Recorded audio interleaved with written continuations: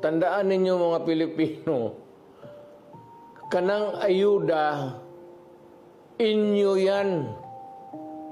May, Diyos ko po,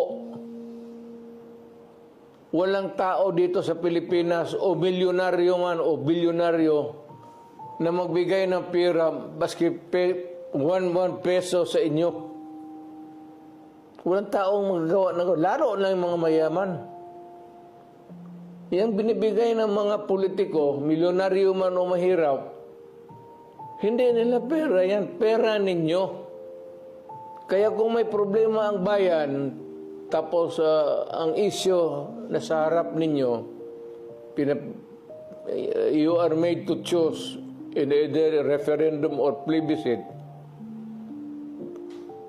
maawa naman kayo sa anak ninyo, future generation. Isipin ninyo yung problema.